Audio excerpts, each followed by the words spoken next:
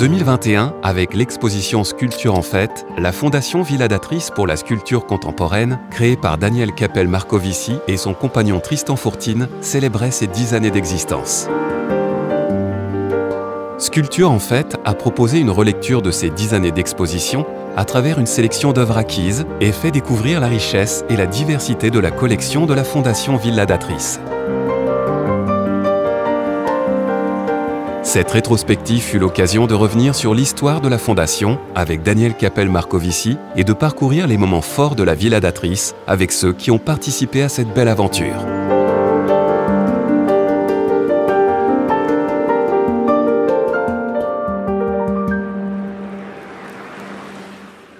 Lorsque nous nous sommes rencontrés, Tristan et moi, au milieu des années 80, nous partagions une même passion pour l'art contemporain. Nous n'étions pas encore collectionneurs, mais nous avions déjà acquis quelques peintures et des sculptures également. Au milieu des années 90, nous avons découvert le Luberon et nous avons été séduits par la Provence, sa lumière, ses paysages. Et c'est aussi une terre fertile pour les artistes. L'idée de la Fondation Villa d'Atrice est née 2 ans après notre installation dans notre maison de Beaulieu. Nous avions exploré la région, rencontré des artistes et visité des expositions. Il y a eu la rencontre avec Cyrus Weil et François Dumont, auxquels nous avions acheté des sculptures. Et le fait d'acheter et de choisir une sculpture, forcément que ça crée des liens, toujours entre l'acheteur, le collectionneur et l'artiste. Un soir, au cours d'un dîner, nous avons lancé le projet de création d'un centre d'art contemporain dans la région. L'idée a recueilli un grand enthousiasme auprès de tous et nous avons élaboré progressivement le projet de la Villa d'Atrice. Nous avons discuté de ce que nous aimions dans l'art contemporain et de ce que nous voulions montrer. Tristan a proposé la sculpture qui correspondait non seulement à nos goûts et intérêts communs et qui, à notre avis, à l'époque, méritait une plus grande visibilité en France et ne nous semblait pas assez exposée. Car c'est vrai, la sculpture elle est toujours en lien avec l'espace urbain, l'espace architectural. Et donc, c'est parti comme ça. Tristan Fourtine étant architecte, je l'imagine raisonner en fonction de l'espace, des lieux. Je trouvais que c'était une idée tout à fait originale, puisqu'on parle beaucoup d'installation aujourd'hui, on parle aussi de peinture, mais la sculpture reste pour certains un domaine peut-être encore trop classique. Et je crois que grâce à cette programmation voulue par Tristan et Daniel, c'était une manière de montrer que la sculpture entrait dans un champ très contemporain et qu'elle ne se limitait pas simplement à un bronze, mais qu'elle pouvait au contraire se manifester avec des œuvres faites d'objets quotidiens. Tout a commencé un peu avec la relation avec l'architecture. C'est vrai que la sculpture est une architecture dans l'espace d'une œuvre d'art. Donc, je veux dire, de ce point de vue-là, le lien s'est fait assez automatiquement. Mais en tout cas, c'est formidable de montrer de la sculpture d'une manière générale parce que c'est ce qui est le moins montré quand même. C'est un parti pris qui se comprend par rapport à l'intérêt et à la vie de Daniel Marcovici. C'est un parti pris qu'ils ont eu dès le départ qui est associé aux rencontres qui ont eu lieu sur place. Je dirais au parcours d'architecte de Tristan, parce que les architectes et les sculpteurs, on a en commun le fait d'habiter l'espace, de travailler sur des lignes. Et puis il y a une générosité aussi parmi les sculpteurs qui leur allait bien, qui leur va toujours bien et qu'on retrouvait à chaque vernissage. Moi, j'avais jamais rencontré autant de sculpteurs qu'au vernissage de la Villa. C'était merveilleux. Pour moi, ce que je ressens, c'est que c'est d'abord l'histoire d'une passion commune. Je trouve que toute la démarche depuis le début, elle est passionnante. Et le fait d'avoir une fondation de sculpture contemporaine, c'est une très bonne idée parce qu'il y a ce côté très physique, ces 3 dimensions dans l'espace. C'est plus facile d'accès, c'est plus démocratique quelque part que quelque chose de trop abstrait ou trop conceptuel qui parfois dérange le grand public qui n'est pas nécessairement au courant. Quand on connaît un petit peu Daniel Marcovici, on sait qu'elle vit avec l'art, donc je trouve que tout est cohérent. C'est quand même une forme d'art assez magistrale. C'est une très grande chance de pouvoir avoir un lieu qui donne à voir la sculpture contemporaine et qui permet de la découvrir sous plein de facettes en fait, parce qu'il y a cette ouverture d'esprit aussi qui est très très grande, et il y a cette curiosité, cet enthousiasme à la Villa d'Atrice. Nous avons continué à réfléchir à la structure à donner à ce projet et nous nous sommes mis à la recherche d'un lieu. Nous avons visité 1 ou 2 bâtiments dans la région. Un soir, au cours d'un dîner, une amie nous a informé que la maison Bine à l'Isle-sur-la-Sorgue était à vendre. Bien sûr, nous nous sommes précipités et nous l'avons acquise en 2009. Pour nous, c'était une grande nouvelle. Le lieu idéal à l'Isle-sur-la-Sorgue, cette charmante ville d'antiquaire en Provence, très fréquentée par les touristes français et étrangers durant tout l'été. Nous avons visité la maison dès le lendemain et nous avons rapidement trouvé un accord avec Catherine et Michel Bine pour signer cette acquisition. Le nom de la Villa d'Atrice, eh bien, c'est une question que beaucoup de visiteurs nous posent, bien évidemment. C'est tout simple, c'est l'union de nos 2 prénoms, c'est Daniel et Tristan. Nous avons commencé les travaux de la Villa d'Atrice fin 2010 dans l'objectif d'en faire un lieu muséal pour nos expositions d'art contemporain. Nous étions tellement impatients de concrétiser notre projet que nous avons décidé d'organiser l'exposition Totem dans les jardins au printemps 2010, avant même de commencer les travaux de restauration. On a ouvert pour la foire de Pâques et pour la foire du 15 août dans les jardins. Nous avons donc ouvert le portail de la Villa d'Atrice aux visiteurs, enchantés de découvrir un nouveau lieu pour l'art. Évidemment, cet enthousiasme nous a beaucoup encouragés et l'hiver suivant, nous avons entamé la rénovation tout en préparant notre première grande exposition pour l'été 2011, Sculpture plurielle. Nous avons rénové cette grande villa aussi bien à l'extérieur qu'à l'intérieur, de façon à aménager de grands espaces clairs, des espaces sécurisés, climatisés, de manière à pouvoir organiser de grandes expositions de sculptures contemporaines et aussi d'y accueillir de nombreux visiteurs. Mais c'est aussi une maison où elle accueille, les artistes ils viennent quand même très régulièrement pendant l'exposition, il y a beaucoup de rencontres, je trouve que c'est très vivant. C'est très vivant, très humain. C'est un lieu vivant, c'est un lieu qui a une histoire, il y a cet aspect-là qui est présent. En fait, c'est ça qui était extraordinaire, c'est de découvrir une maison dans laquelle les œuvres viennent habiter, et qui viennent habiter la maison, qui viennent habiter le jardin, et qui sont finalement offertes à ceux qui viennent dans cette maison, qui devient aussi leur maison. Donc on est vraiment dans cet accueil, dans ce partage, dans cette générosité. C'est une maison qui a une âme. En fait, c'est pas qu'un lieu d'exposition, c'est un lieu d'une vraie collection qui a une histoire et qui porte avec aisance l'art contemporain et des choix multiples et diverses, et un beau mélange incroyablement équilibré entre des artistes très très reconnus et des artistes émergents, et je trouve que, encore une fois, la sincérité des choix fait que tout fonctionne. Donc il y a vraiment quelque chose de familial, de proche, c'est une maison des arts, c'est une maison de la sculpture, c'est une maison des artistes. Et donc il y a vraiment quelque chose de très convivial entre l'équipe qui est là, entre les artistes qui se sentent chez eux, entre les œuvres d'art qui sont présentées, et puis entre justement chaque fois les efforts de scénographie qui sont faits évidemment pour mettre en œuvre un peu le propos de l'exposition. Cette maison qui a priori n'est pas un espace aseptisé qu'on peut transformer à souhait, mais qui est un lieu d'accueil.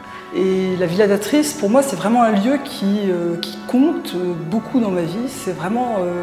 je suis toujours impatiente de découvrir les expositions, même si j'ai travaillé dessus en amont. Il y a un moment de réjouissance de retrouver à la fois les œuvres et puis aussi de rencontrer les artistes, parce que c'est un lieu où on rencontre beaucoup d'artistes, où les artistes se rencontrent entre eux.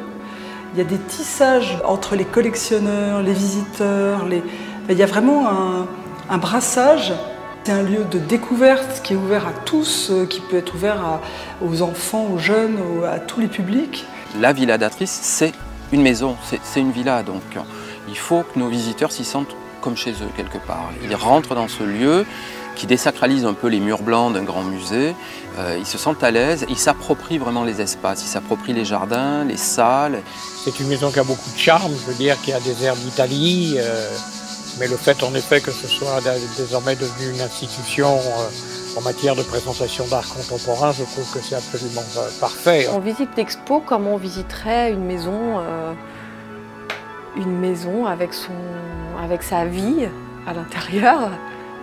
Et pareil pour le jardin, comme si les sculptures avaient poussé des choix de plantations diverses. Et voilà, il y a une vraie harmonie, je trouve. Nous avons créé la structure de la Fondation Villa Datrice dans une volonté de mécénat, dans l'objectif de faire découvrir l'art contemporain, et en particulier la sculpture. Et c'est dans cet esprit de partage que nous offrons la gratuité de l'entrée à toutes nos visiteuses et nos visiteurs. Que la Fondation fonctionne comme ça, je pense que c'est tout à fait important parce que je ne crois pas qu'il faut payer pour apprécier. J'y crois pas du tout. Je pense qu'il y a un travail magnifique qui se fait à la Villa Datrice. Et ce que je trouve absolument magnifique, c'est qu'ensuite la Fondation soit ouverte gratuitement à tout le monde. C'est mettre en contact le grand public avec l'art actuel, l'art contemporain. Moi, je suis pour la gratuité dans ce type de lieu. Je crois que par rapport à leur intention initiale, qui est vraiment une intention de partage, je trouve ça très beau, je trouve ça noble, voilà. C'est unique le fait que tout soit accessible aussi facilement. Je ne connais pas d'autres lieux qui fonctionnent comme ça. Les gens qui ne connaissent pas la villa, je leur dis mais foncez, allez-y, c'est gratuit. Toute l'année pratiquement, vous pouvez aller voir avec vos enfants, amener la famille, les amis. Ce genre de qualité, de qualité d'exposition, de lieu d'exposition, c'est assez extraordinaire finalement. La démarche de Danielle est géniale puisqu'elle dit « moi je veux que les gens aient envie de voir de l'art contemporain » et de montrer que l'art contemporain, c'est pas élitiste, il y a de tout. La gratuité, elle rentre dans ce cadre-là. Et c'est justement la gratuité qui permet à des personnes modestes de découvrir et peut-être que ça va les ouvrir. Voilà, c'est ça, c'est magnifique. Ainsi, tout un public de non-initiés, de personnes qui ne fréquentent pas les galeries et les musées, mais aussi les familles et les groupes scolaires, sont devenus de fidèles visiteurs de la Villa Datrice. Depuis la deuxième expo, chaque année, avec un grand plaisir, je reviens avec ma classe qui est de CM1, CM2 ou bien que CM2. Donc les enfants, pendant minimum 3 ans, les enfants de Cabrières, ont la possibilité de venir chaque année découvrir l'exposition. Le fait de dire ouais, mais ce que nous allons faire là, il faut vraiment qu'on s'applique et qu'on ait un beau résultat parce que nous allons exposer à la Villa Datrice. Au niveau de la motivation, ça n'a rien à voir pour les enfants. Là, il y a cette démarche qui est à la fois donc, unique au niveau artistique, au niveau de la production des expos, qui soit à la portée de tous. Il faut le redire. Et pour les enfants, par exemple les enfants de l'école de Lacoste où j'habite, chaque année, ou il y a plusieurs années de suite, ont été donc invités et, à la villa, reçus, guidés, et donc c'est formidable, ils ont tous eu des expériences uniques, beaucoup d'enfants qui n'avaient pas accès justement à ce genre d'expo, à ce genre d'ouverture, qui ont été enchantés, c'est évident. C'est un acte généreux par rapport à d'autres fondations, on peut le dire, hein, et que, en plus en proposant des ateliers pour les enfants, pour les adultes, c'est une ouverture sur un monde que finalement il y a peu de gens qui sont habitués ou qui s'intéressent passionnément à la sculpture. L'art contemporain est mis à la portée de tout le monde, et notamment des enfants des écoles.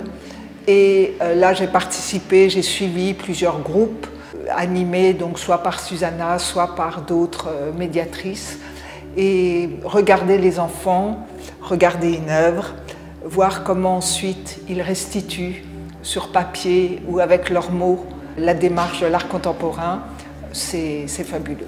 Alors nous sommes les médiatrices culturelles de la Fondation Villa Datrice et notre rôle c'est vraiment de faire un lien entre l'art et les différents publics. Donc ça va aller des publics adultes au public enfants, surtout les scolaires. On accueille quand même beaucoup à la Villa Datrice, à peu près 50 classes par saison à chaque fois.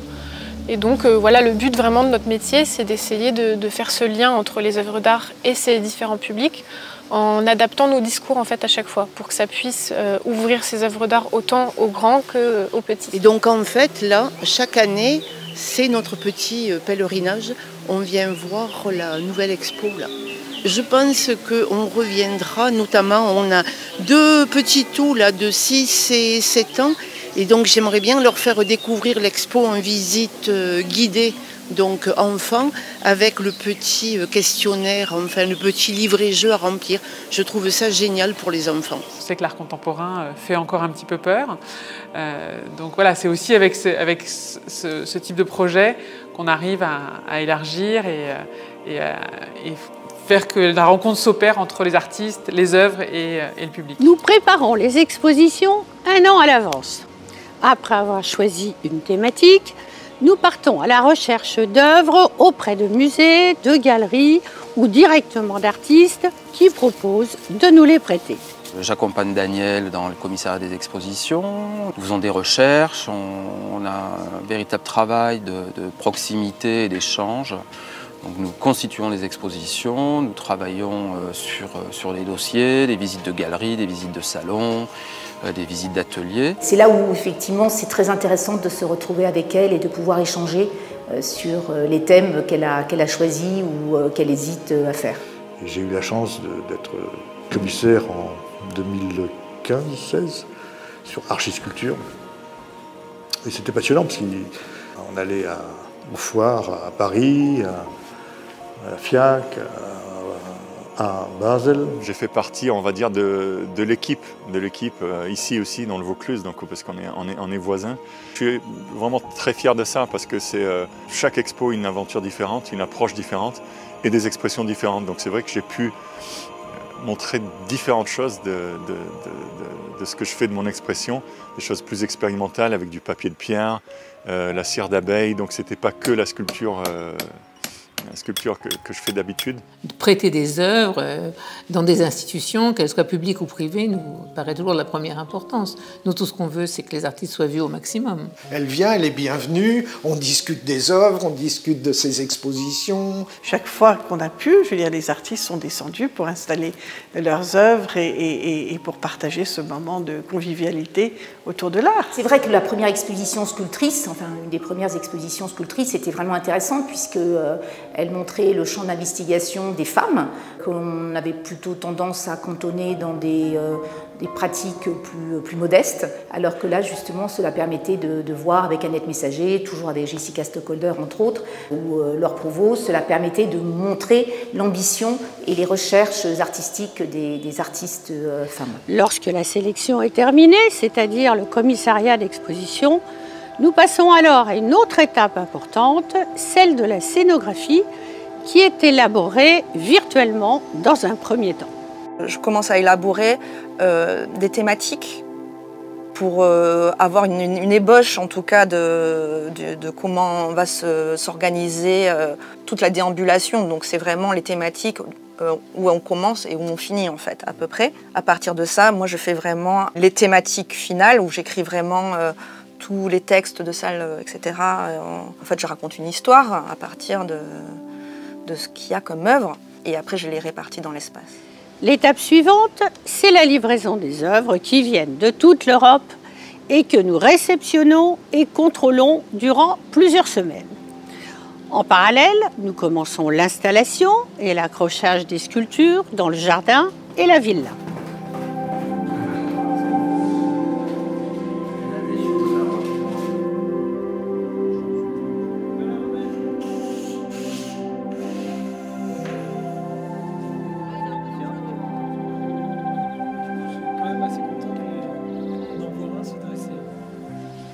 C'est dans cet esprit que nous offrons à notre public des expositions de qualité, engagées, éclectiques, ludiques, avec des artistes internationaux.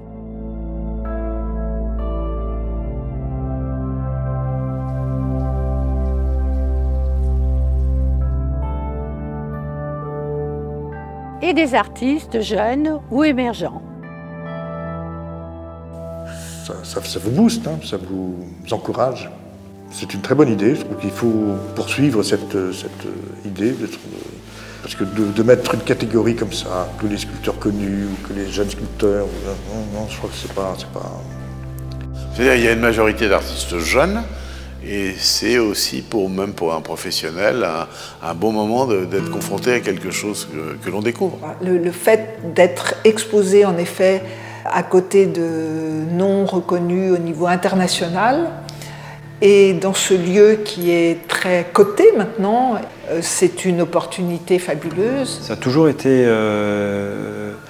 quelque chose de bénéfique d'exposer à la Villa et un plaisir. Ces derniers temps, par exemple cette année, la Villa m'a recommandé aux organisateurs d'une biennale à Saint-Paul-de-Vence, de la biennale de Saint-Paul-de-Vence. Mon dossier a été retenu, c'est par la Villa, oui, donc c'est arrivé aussi. Oui, voilà. J'ai des collectionneurs qui ont découvert mon travail lors de l'exposition Sculptrice, et donc j'ai eu des commandes après.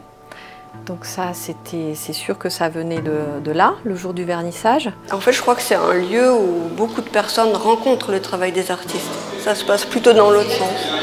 Et en rencontrant le travail des artistes, ça génère des projets et ça multiplie des intentions d'exposition. Et c'est vrai que cette année, j'ai déjà aussi plusieurs expositions qui sont directement issues de rencontres à la Villa d'Atrice. Donc elle a absolument raison de mélanger, on va dire, les jeunes, les mi-de-carrière ou les artistes vieux, voire décédés.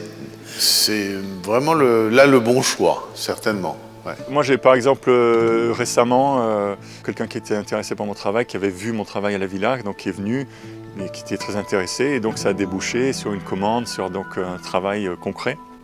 Ça arrive, je dirais pas chaque année, mais relativement souvent. C'est un support précieux, bien sûr. Pour chaque exposition, nous éditons un catalogue, nous proposons des visites guidées, des ateliers de création pour enfants, adolescents et adultes.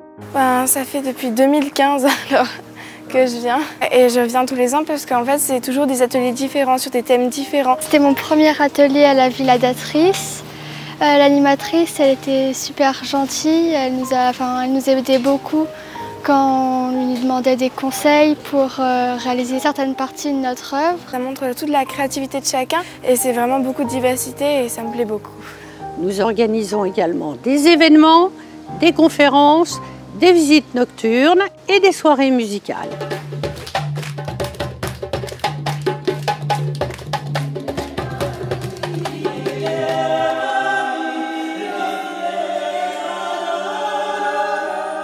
Pour permettre l'accès à la Villa d'Atrice aux personnes en situation de handicap, nous avons fait installer en 2013 un ascenseur. Ascenseur qui a été habillé et habité par Daniel Buren en 2015 pour l'exposition Archisculpture et qui est revenu cette année en 2021 dans l'exposition des 10 ans Sculpture en fête. D'ailleurs, chaque année, notre ascenseur est confié à un ou une artiste qui s'exprime en fonction du thème de l'exposition. Moi, je m'appelle Rodrigo, je suis un artiste brésilien basé à Paris depuis 2015. Je suis Karine Debouzy, je suis artiste plasticienne et je me définis aussi comme artiste pluridisciplinaire. Voilà. Des artistes investissent également le bras de la rivière qui borde la Villa d'Atrice. La Sorgue est ainsi devenue un espace d'exposition intégré à notre environnement, tout comme la végétation de notre jardin, la maison provençale et le soleil du sud.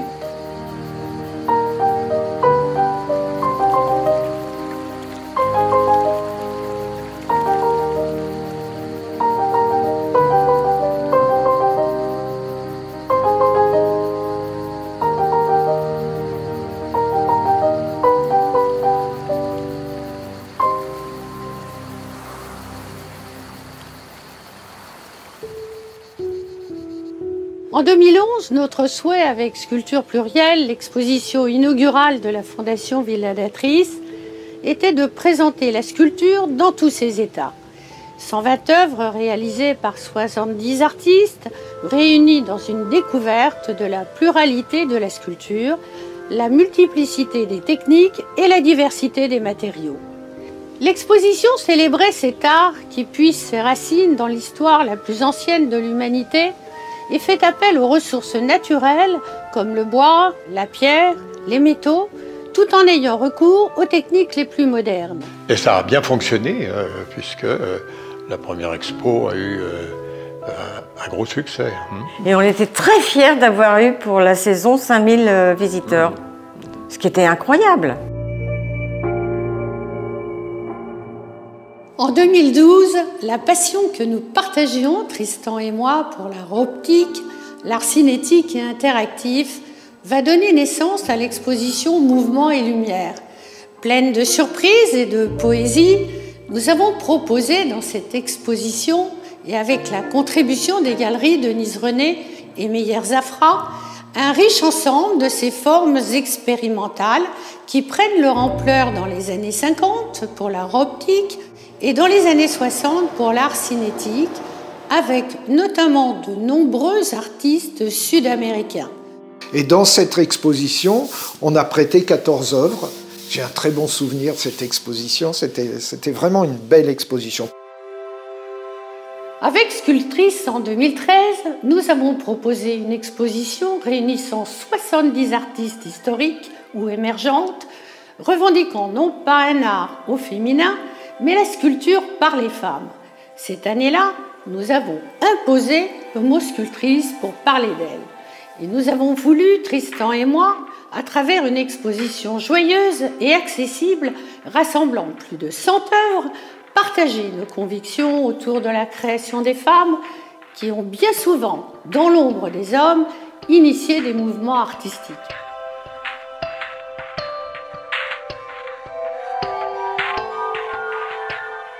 Nous avons, avec cette exposition, proposé une réflexion sur leur démarche et leur vision du monde et de l'art.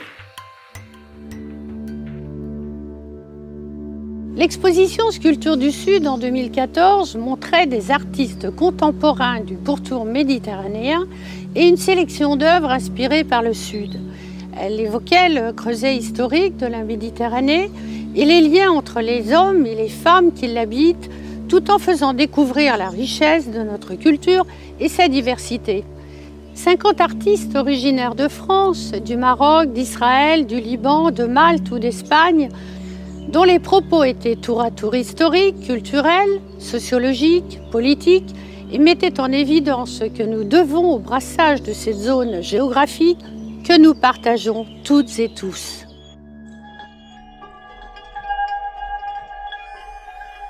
En 2015, avec Archisculpture, l'exposition Hommage à Tristan, mon compagnon qui était architecte, j'ai voulu explorer les interactions entre architecture et sculpture à travers ces deux univers de formes qui se complètent et s'enrichissent mutuellement.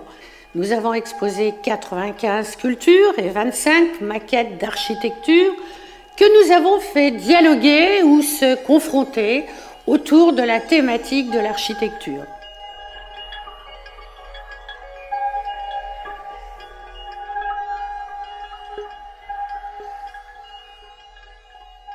Archisculpture a été mise en scène par Laure Dezeuse pour sa première scénographie à la Villa d'Atrice. Ce qui est intéressant dans cette exposition, c'est que c'est à la fois une exposition d'architecture, mais que c'est aussi une exposition d'art, et que c'est en effet le plus dur à réaliser, ne pas faire une exposition qui soit entièrement architecture, et ne pas faire non plus une exposition qui serait simplement les visions d'artistes. Donc là, je trouve que le mélange est parfait et réussi.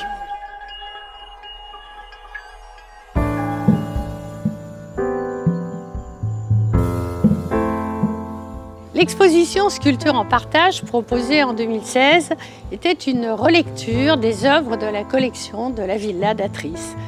Les visiteurs étaient invités à découvrir de nouvelles confrontations visuelles, offrant des dialogues inédits entre les œuvres acquises depuis 2011.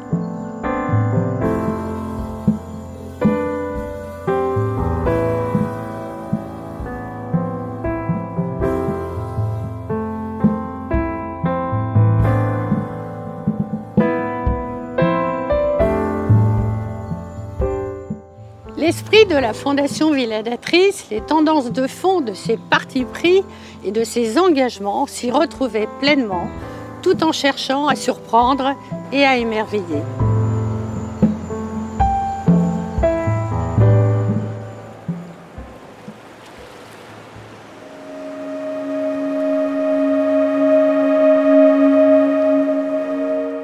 En 2017, la nature a repris ses droits à la Fondation Villa d'Atrice dans l'exposition de nature en sculpture. Nous avons décidé d'aborder avec originalité un sujet sociétal autour des problématiques liées à l'environnement. À travers le regard d'artistes qui placent la nature au cœur de leur création et de leurs préoccupations, nos visiteurs ont découvert les multiples facettes de cette nature à la fois paisible, tumultueuse, mais aussi inquiétante et menacée. Avec Laure Dezeuse et Jules Fourtine pour le commissariat d'exposition, nous avons réuni 67 artistes dans une exposition qui explorait les interactions entre nature et sculpture et provoquait un dialogue souvent inattendu.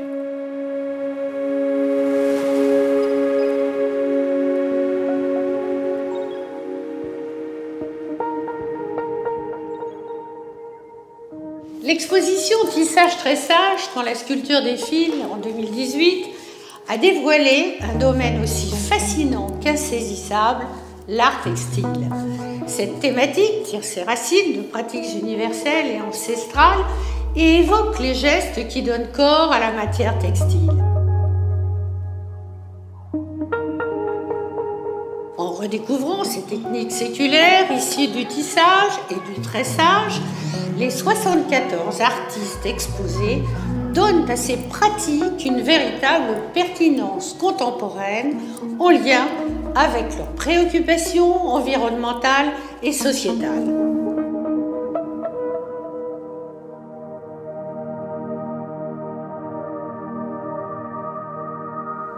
Avec l'exposition Bêtes de scène en 2019, le monde animal s'est invité à la Fondation Villa d'Atrice.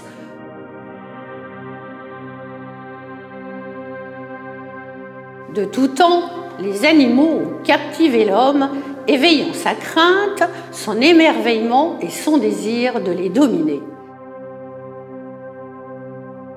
Avec gravité, humour ou dérision, l'exposition a montré des images sensibles d'animaux qui sont tour à tour contemplation du vivant et prise de conscience de la fragilité des espèces dans notre monde moderne.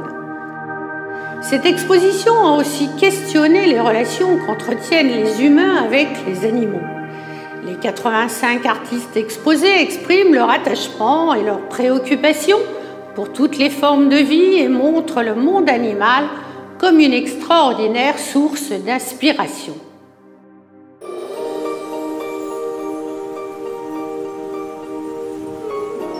L'exposition Recyclage sur cyclage en 2020 a abordé un thème très actuel et crucial tout en faisant appel à l'imagination et à la fantaisie.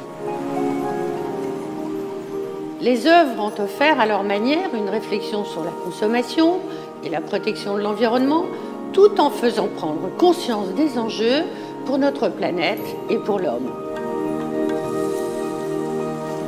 Face à l'odyssée des déchets, véritable déferlante, émerge un audacieux défi, la nouvelle destinée des rebuts que le monde moderne rejette inlassablement. Beaucoup d'artistes sensibles à ce constat sont devenus lanceurs d'alerte dans leur travail et nous interpellent sur ces enjeux fondamentaux.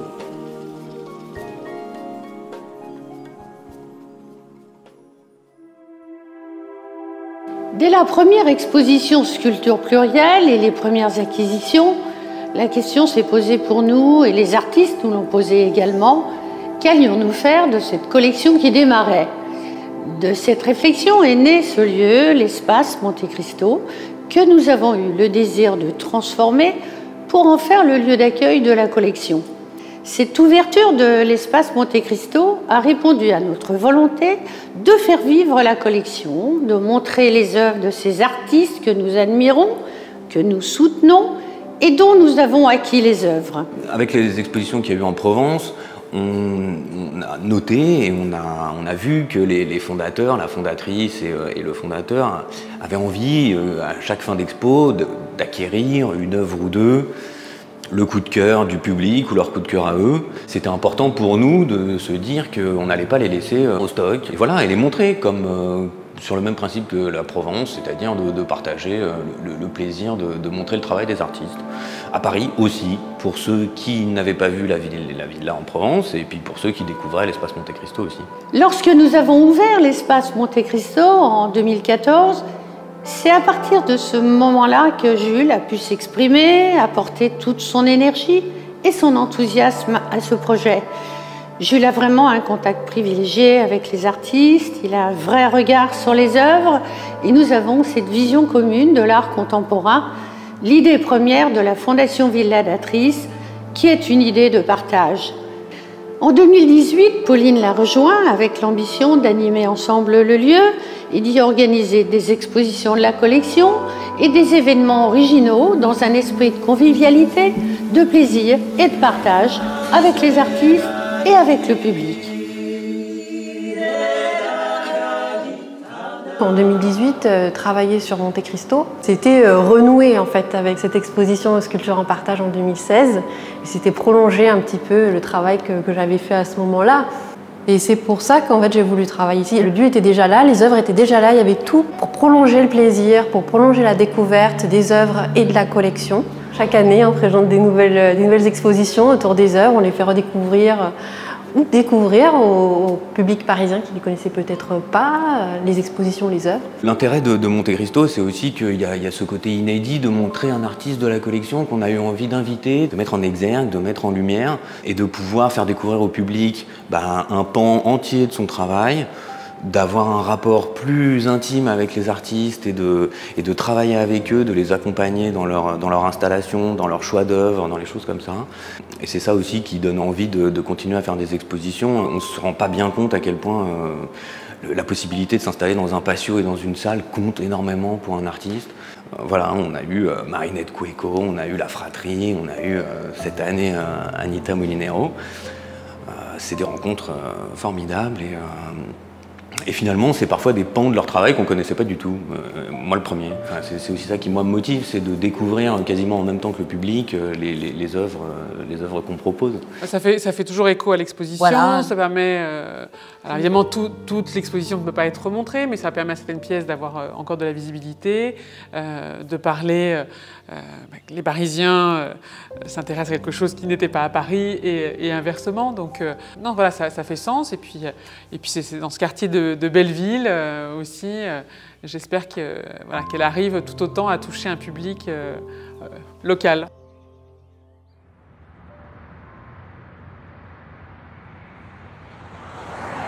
Je ne m'attendais absolument pas à trouver une telle richesse, un tel accueil et une telle qualité d'exposition. Ça a été le coup de foudre avec cette Villa d'Atrice qui maintenant est devenue un lieu incontournable pour moi.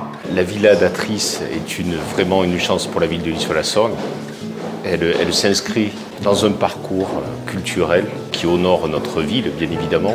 L'initiative a été de présenter ici, dans ce lieu, des artistes absolument incroyables et d'une qualité majeure pour notre ville de l'Isle-sur-la-Sorgue. Dans l'essence et dans l'approche originelle, c'est resté pareil. C'est ça qui est le plus beau et le plus précieux à mes yeux. Il y a eu un vrai chemin qui a été fait en 10 ans. C'est vrai dans le lieu, c'est vrai dans l'architecture du lieu, dans les espaces, dans la scénographie, dans le choix des œuvres, dans le choix des artistes, dans le choix des thématiques. Toujours eu vraiment un travail de fond qui était autour de l'aventure humaine de la villa, quoi. Voilà. Daniel me surprend vraiment par cette énergie qu'elle a. C'est extraordinaire. Ce que j'ai trouvé vraiment magique, c'était justement la diversité des artistes qui étaient présents. Moi, c'était un honneur incroyable. Il y a tellement peu de lieux pour la sculpture que vraiment c'est vraiment extraordinaire. Effectivement, l'exigence de qualité d'œuvres aussi, voir des œuvres du Corbusier, de Villeneuve plus contemporain, d'Antilo Vague. Effectivement, on est aux anges, nous, c'est un parrainage, même là on a les Poiriers à côté de nous, là on est extrêmement contents et on boit du petit lait, oui évidemment, ça fait plaisir de découvrir la Fondation dans ce cadre sublime et évidemment c'est un enchantement et un honneur. The space is incredible. I like the variety of spaces, like upstairs in particular, where the roof is pitched And you can see the antique joinery that's exposed, how all the beams are fit together. It's so beautiful, and the way the sculptures look installed with that quality of craftsmanship of building is wonderful. That's very, very interesting. So it's it's fantastic. It's really a chance for the local public to see a big range of artists from all over the world that is working around the theme of the exhibition. Cette possibilité que la Villa d'Atrice donne à des artistes comme moi qui sont peu connus d'être exposés à côté d'œuvres d'artistes extrêmement, internationalement connus, c'est quand même une démarche très originale et je remercie Daniel et la Villa d'Atrice pour ça. J'en suis tellement heureuse. I have many friends who are textile artists and other types of artists, and I know that they would absolutely love it here. When I get home, I shall be recommending that they come. We're taking back with us many photos. I shall be putting those on my website, and I shall be sharing those with hundreds of artists that I know, and I know that if they come to the south of France, they will want to come and visit the Villa d'Atrice. Depuis 2011, la Fondation Villa d'Atrice a su fidéliser un nombre croissant de visiteuses et de visiteurs qui reviennent d'année en année découvrir la nouvelle exposition proposée de mai à novembre. Et toujours plus nombreux sont celles et ceux qui franchissent le portail de la villa pour la première fois. À ce jour, plus de 330 000 personnes ont visité la Fondation Villa d'Atrice. Dès la première exposition, Sculpture plurielle en 2011, Daniel Capel-Marcovici et Tristan Fourtine décident d'acquérir des sculptures, marquant ainsi le début de la collection de la Fondation Villa d'Atrice. Depuis, tous les ans, des œuvres sont achetées afin de refléter la mémoire de chaque exposition. La collection de la Fondation Villa d'Atrice compte à ce jour plus de 150 œuvres.